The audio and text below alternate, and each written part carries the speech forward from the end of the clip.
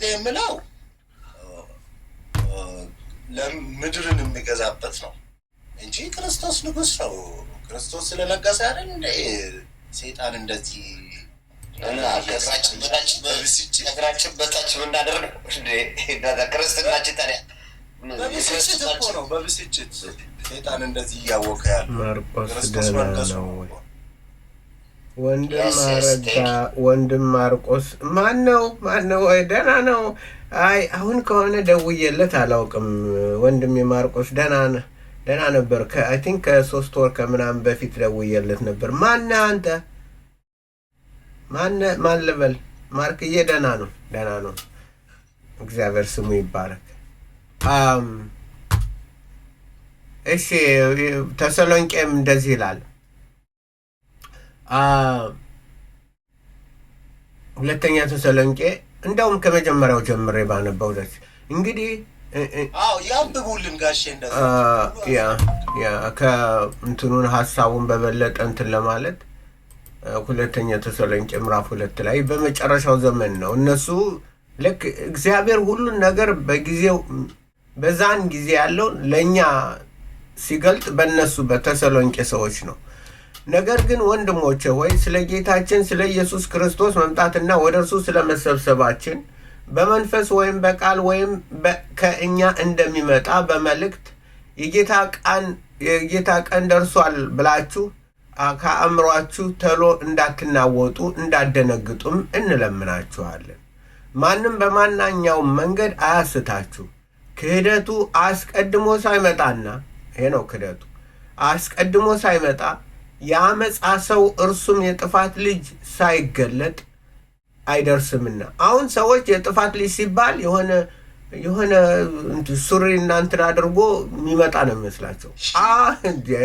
አሁን ገብቶ እየበላው እኔ እግዚአብሔር ነኝ ብሎ አዋጅ እየነገረ በእግዚአብሔር ቤተ መቅደስ እስኪቀመጥ ድረስ አምላክ ከተባለው ሁሉ ሰዎች በሚያመልኩት ሁሉ በላይ ራሱን ከፍ ከፍ የሚያደርገው ተቃዋሚው እርሱ ነው። ምን አሉ? ቴምፕል ይሰራል። አሁን ቴምፕል ይሰራና የሆነ ቤት የእግዚአብሔር ቤተ መቅደስ በኢየሩሳሌም ይሰራና ከዛ ላይ መጥቶ ተቀምጦ ነው። ያ ቴምፕል ቦታ የለውም። የእግዚአብሔር ቤተ መቅደስ ተቀዷል እና ሽወዳ ነው። እኛ የእግዚአብሔር ቤተ መቅደስ ቤተ ክርስቲያን እኛ ነን። አዲስ ኪዳን አብያተ ክርስቲያናት አዲስ ኪዳን አማኞች እኛ ራሳችን የእግዚአብሔር ቤተ መቅደስ ነን። በእኛ ላይ የሚደረገውን ሽወዳ ግፍ ነው ሰው ለሰይጣን የተሰጠ መሆኑ ነው እንትን የሚለው። እኛ ነን ቤተ መቅደሱ፣ እኛ ነን። መጽሐፍ እኮ እንደዛ ነው የሚለው። የእግዚአብሔር ቤተ መቅደስ እናንተ ናችሁ። ለቸርቹ ነው እንደዛ የተባለው የተነገረው። ማንም የእግዚአብሔርን ቤተ መቅደስ ቢያፈርስ እርሱ እግዚአብሔር ራሱ ያፈርሰዋል። ይህ እግዚአብሔር ቤተ መቅደስማ ተቀደደ እኮ። ኢየሱስ ሲሰቀል ከሁለት ተሰነጠቀ፣ በቃ ተተረተረ። ከዛ በኋላ ምን ብሎ ነው እግዚአብሔር ቤተ መቅደስ የለውም እግዚአብሔር። እኛ ነን ሕያዋን የሆኑ በክርስቶስ የዳኑ የተለወጡ እግዚአብሔር የሚኖርባቸው በመንፈሱ በእነዚህ በእግዚአብሔር መንፈስ የሚመሩ እነዚህ የእግዚአብሔር ልጆች ናቸው የተባልነው እኛ ነን። ስለዚህ ዝም ብሎ ሰው የሌለውን አምጥቶ ያስቀምጠዋል። ገና ከእናንተ ጋር ሳለሁ ይህንን እንዳልኳችሁ ትዝ አይላችሁምን?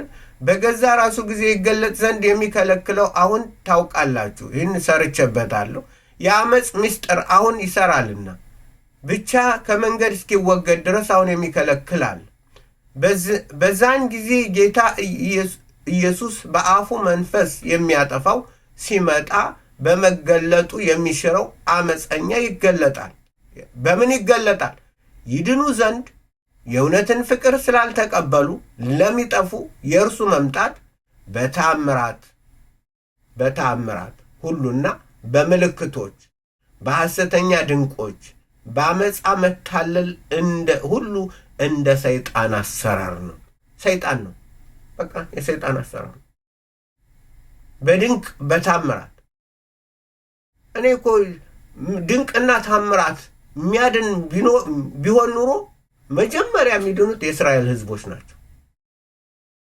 በቃ የእስራኤል ከግብፅ ምድር ከቀይ ባህር ሲወጣ ባህሩ በሚያስገርም ሁኔታ ባህሩ እንትን ብሎ ተሰንጥቆ ተተርትሮ በደረቅ መሬት ሲሻገሩ ከዛ ወዲያ ምንም ታምራት አያስፈልጋቸውም። ግን ድንቅና ታምራት አያድንም። ድንቅና ታምራት ቢያድን በወቅቱ ክርስቶስ በነበረበት ጊዜ የነበሩት ያ ሁሉ ያ እነሱ ሁሉ ሙታን ሲነሳ እንዴ ጋ ብሎ ነው እንትን የሚለዋል። ያ ሁሉ አልዓዛር ሲነሳ አራት ትውልድ ነው ምልክት የሚሻው ያ ያሉ ትዝ ይላል። ከእግዚአብሔር ውጭ መልክ ማለት ነው። ማመንዘር በሌላ ቃል ይመስላችኋል? አመንዝራ ትውልድ ሌላ መልክ እኮ ነው። እስቲ ዮሐንስ 8:31 የሚያንብቡልን እስቲ። ቆይ ይህንን እንቀጥለው። ይሄ ምክንያቱም ትልቅ እንትን አለው። ይድኑ ዘንድ የእውነትን ፍቅር ስላልተቀበሉ ለሚጠፉ የእርሱ መምጣት በተአምራት ሁሉና በምልክቶች በሐሰተኛ ድንቆች በአመፃ መታለል ሁሉ እንደ ሰይጣን አሰራር ነው። ስለዚህም ምክንያት በእውነት ያላመኑ ነገር ግን በአመፅ ደስ ይላቸው የነበሩ ሁሉ በአመፃ ደስ ይላቸዋል። አሁን ይፈነድቁ ያለ እንዴ? ፍንደቃ ነው እኮ እንደ እብድም ሆነው። ይሄ የኛ ዘመን ነው ያለንበት። በጣም የሚያስፈራ ዘመን ነው። ስለዚህም ምክንያት በእውነት ያላመኑ ነገር ግን በአመፅ ደስ ይላቸው የነበሩ ሁሉ ፍርድን እንዲቀበሉ ሐሰትን ያምኑ ዘንድ እግዚአብሔር የስተትን አሰራር ይልክባቸዋል።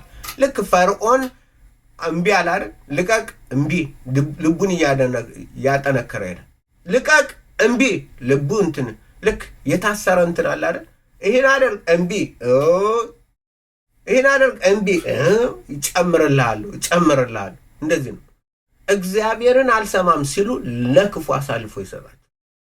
በቃ ስሙኝ ሳኦል እንደዛ ነው አይደል? እግዚአብሔርን አልሰማ አለ። የእግዚአብሔር መንፈስ እንትን ይለው ነበር። ከዛ ግን እንትን ሲለው ጥሎት ሄደ። ክፉ መንፈስ መጣና ሰፈረበት። ንጉሥ ሳኦል ምሳሌ ነው አንዱ። እኛ አሁንም ይሄ ነው ያለው። ስለዚህ ለክፋት የተሰጠ ትውልድ አመፀኛ ትውልድ። ይህ በጣም የሚያስፈራ ዘመን ላይ ነው ያለ ነው። ቤተ ክርስቲያን በጣም አስፈሪ እንትን ላይ ነው ያለችው። ስለዚህ ድንቅና ታምራት ይሄ ዋው ጣት እንቀጥላለን። ድንቅ አይሰሩም? ይሰራሉ እንዴ!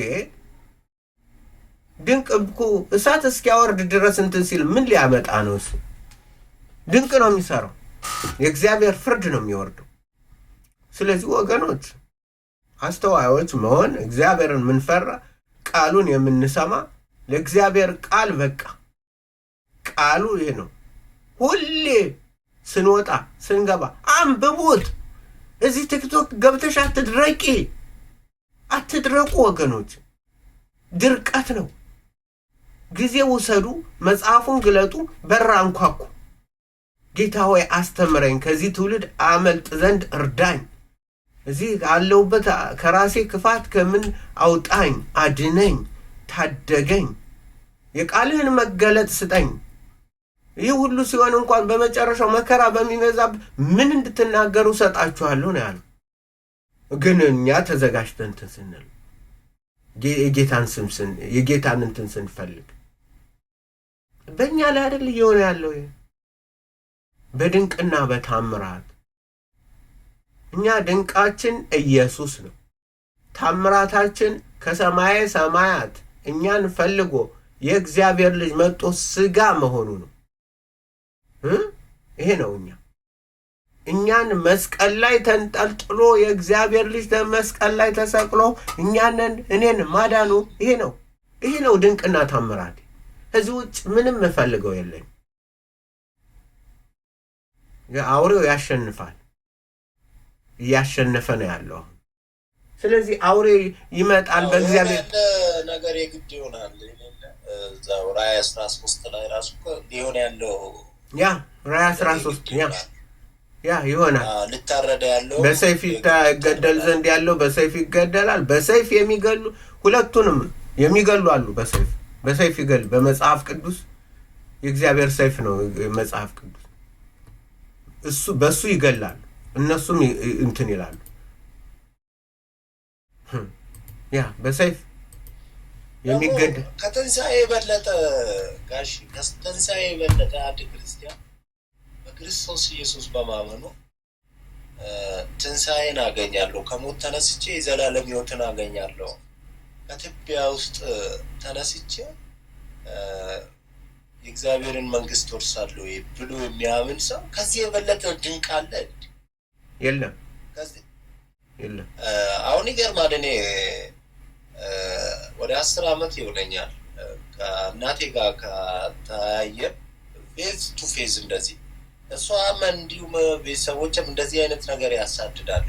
ድንቅ ምናምን ነቢይ ምናምን የሚባለውን ነገር እንዲህ ብዬ ስመልስላቸው 2007 ዓመተ ምህረት አንተማ የሰይጣን መንፈስ ገብቶብሃል ምናምን ብሎ የሚጸልዩት ሰዎች እንደዚህ እንጸልያለን የሚሉት ኧረ እኔ የሰይጣን መንፈስ የለብኝም መጤ ለምንድን ነው የእግዚአብሔርን ድንቅና ታምር እኔ በቃ ያለ ከዚህ የበለጠ እናንተ ጋር አሁን ሙታንን አታስነሱ። እናንተ አሁን ግፋብል ሰይጣን እናስጨዋለን ብትሉ ነው። እኔ ድንቅ ብዬ የሚጠብቀው ከሞት መነሳት አለ። ይህንን የሚጠብቅ ማመን ሰውዬ ማየት አያስፈልገኝም አልኳቸው። ይገርማል። እና እንደዚህ በጣም ያለንበት ዘመን እጅግ አስፈሪ አስደንጋጭ ነው እና እኛ ዛሬ ለዚህ ነው ወደ እግዚአብሔር ቃል እንመለስ፣ ቃሉን እናጥና። አሁንም የእግዚአብሔርን ቃል እየፈተሽን የምናጠናበት ጊዜ ይሆናል። ያው እንግዲህ እኔ ያው ተዘጋጅ ምሳሌ ላስቸግሮትና ምሳሌ 2:1-5 እስቲ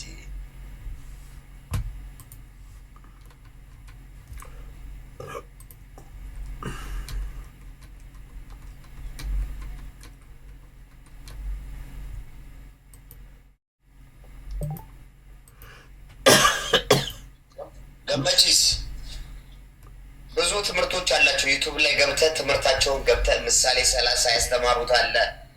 የኢዮብም ነበረ ጣውን ይጥፋባቸው ነው እንጂ አለልክ ወንድም አረጋ ብለህ ግባ ዩቲዩብ ላይ። እንደገና የብርሃን ልጆች የሚል ብዙ ትምህርቶች ትማርበታለህ። እሺ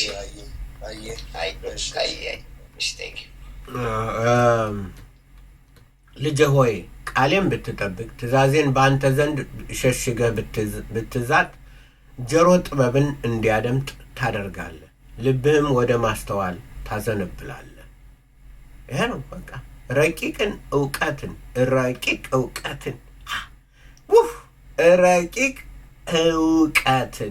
ረቂቅ የሆነ እውቀት ሶ ማች ረቂቅ እውቀትን ብትጠራት ለማስተዋልም ድምፅህን ብታነሳ እርሷንም እንደ ብር ብትፈልጋት እርሷንም እንደ ተቀበረ ገንዘብ ብትሻት የዛን ጊዜ እግዚአብሔርን መፍራት ታውቃለህ፣ የአምላክህን እውቀት ታገኛለህ።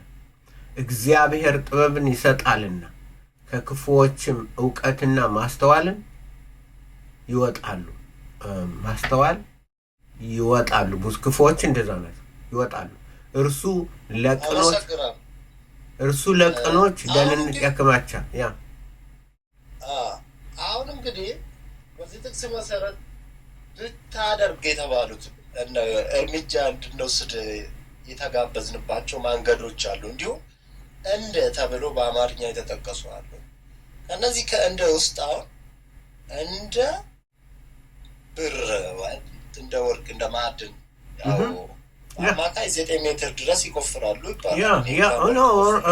ወርቅ ሲያወጡ በጣም እንትን እዛም ድርቅ እንትን ይላሉ እንጂ በጣም ተንዶባቸው የሚሞቱም አሉ። እንግዲህ ውድ ስለሆነ ነው ወርቅ። መጽሐፍ ቅዱስንም እንደዛ መቆፈሩ ያስፈልጋል። እንዲሁም እንደተቀበረ ሀብት ብትሻት ወይም ቤት ውስጥ አንድ ነገር ቢጠፋብን በአንድ ዕቃ አንስተን ነው ብትል እንዲህ ስትላቸው ትፈላሰፋለህ ይለዋል። ሴጣን ገብቶብሃል በቃ ማመን ነው ዝም ብለህ አሜን ማለት ነው ይለዋል።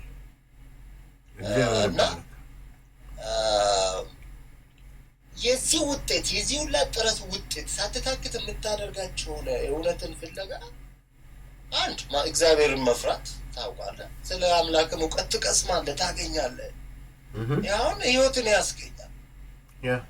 ኢየሱስ ወደ ዓለም ሁሉ ሂዱ ሰዎች በአብ በመንፈስ ቅዱስ ስም እያጠመቃቸው ደቀ መዛሙርት አድርጉ ብለዋል ይላል። ትክክል። ግን አንድ የዘለላት ነገር አለች። ያዘዝኳችሁንም እያስተማራችሁ ይላል። ኢየሱስ ያዘዝ በስመ አብ በወልድ በመንፈስ ቅዱስ ብለህ ሰውየውን ውሃ ውስጥ ነክረህ ኢየሱስ ያዘዘውን ትእዛዝ ካላስተማርኩ ደቀ መዛሙርቱ አላደረኩም። ትእዛዝ ውስጥ አለ ለሰውየው ባይጠቅመው ኢየሱስ ይህንን መመሪያ ያስተላልፍ ነበር። ተጠማቂውን እንደው ጋሼ እስቲ ተጠማቂው ኢየሱስ ያዘዘውን ትምህርት ባይማር ምን ያደርግለታል? ምን ያደርጋል? ምን ያደርግለታል? የሰው ስራ ነው። የሰው ስራ ነው ብሎ ምንም እንትን የሌለው የሰው ስራ ነው። እግዚአብሔር ይባርካችሁ። ታንኪው። እንግዲህ ነገም እንቀጥላለን። ድሬዳዋም አትጥፋ። እሺ ብቅ በል እንትን በል። ያው ጥያቄዎችንም እያዘጋጃችሁ ነው፣ እንጠያየቃለን። በተለይ መጽሐፈ ኢዮብ እየራበኝ ነው ያለ። ኢዮብ እንጀምራለን። ዛፍ ቢቆረጥ ቆዩ ታዲያ ማረጋ እስልምናውን ተውትና ወንጌላችን ይሻላል። ኖ እስልምና የለም። ኖ ከእስልምናው ጋር ኖ ከእስልምና ጋር ምንም የለኝም። ምክንያቱም አሁን መጽሐፍ ቅዱስን ነው። እንዲያውም እኮ ሌሎች እነዚህ ምንድናቸው ጆባ ማን ነው ኦንሊ ጂሰስ ምናምን ውስጥ ገብተው እንትኔን ሁሉ በቃ በጥቅስ በምናምን ሞሉት እንትኑን እና ድሊት አደረገዋለሁ። እኔ ልከራከርም አይደለም ተከራከርም አልተባልኩም። ሸጣ ግባም አልተባልኩም። አስተምር፣ ተማር፣ አሳውቅ፣ እወቅ ነው። ጌታን ፍራ ነው። እግዚአብሔርን ነገር መቼ ረቂቅ እውቀት አንተ ትቀልዳለህ እንዴ? ይሄ እያለልኝ ምንድነው የሙሐመድ እንትኑን ሳይታጠብ ልብሱን ብሎ ምንድነው? ምንስ ምን አገባኝ? ረቂቅ እውቀት እንዲህ እኮ ይገርማል። ዝም ብለህ የምትበላው ግፋፎ ልትበላ ትሄዳለህ እንዴ? እንትን እያለልህ ረቂቅ እውቀትን ነው ምንጠራ እኛ ወደፊት በእኛ ፕሮግራም በእኔ ፕሮግራም ረቂቅ እውቀትን ነው ምንጠራ። በቃ እንደውም ታይትል አርጋት ጋሼ፣ ታይትል አርጋት ረቂቅ እውቀት ብሎ የተባሉት ብሎ ያለን ዛፍ ነበረ። አልበላም አለ፣ ሌላውን በላ። አሁንም እኮ ያኮ ነው።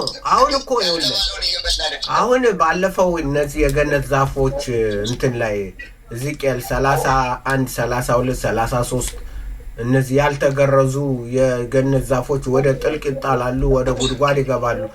እሱን ስናጠና እኮ ባለፈው ትዝ ይል እንደሆነ በቃ ለምን እግዚአብሔር ያለው እግዚአብሔር ብሉ ያላቸው ለእግዚአብሔር ያማረውን ምግብ እናንተን ትቶ ምንትን ማይረባ እንትን ውስጥ ገባ። ስለዚህ እኛ አሁን ትውልድ ነዘር እኮ እግዚአብሔር እንደ ሕዝቅኤል ላይ መሰለኛ ሰጥምስ ብላ ሲለው እኮ መጽሐፍ ቃሉን በለው ይላል። በእግሬን ቆምኩ ይላል እኮ እግሩን ቆም ስራችንን ቆሞ እኮ እግዚአብሔር ቃል እውነተኛውን ቃል ስንመገብ ነው። ሀሰቱ ማንም እየተሸገበ መጥቶ እንዴት ብሎ ይቆም? እኔ እኮ የሚገርመኝ ኢየሱስን የምከተለው ማቴዎስ 4 አንብቦ ሰው በእንጀራ ብቻ አይኖርም ከእግዚአብሔር አፍ በሚወጣ ቃል ነው ስል ለኢየሱስ ራሱ እኮ መከታ ነው እኮ ዲያብሎስን ለመከላከል ያምላካል። ኦፍኮርስ በቃሉ ነው ሁሌ ቃሉ ነው። ቃሌ በእናንተ ቢኖሩ ነው። ቃሌ በእናንተ ነው የተባለው። እኛ ያን ነው። ጌታ ይባርካችሁ። ያው ከዚህ እጨርሳለሁ። እናመሰግናለን ጋሼ፣ በጣም እንወዶታለን። ክርስቲያን ደውልልኝ፣ ስልኬን አስቀምጬልሃለሁ። አይቻለሁ። እየደረሰ ነበር። አመሰግናለሁ። ደህና ሁኑ። ቆቦ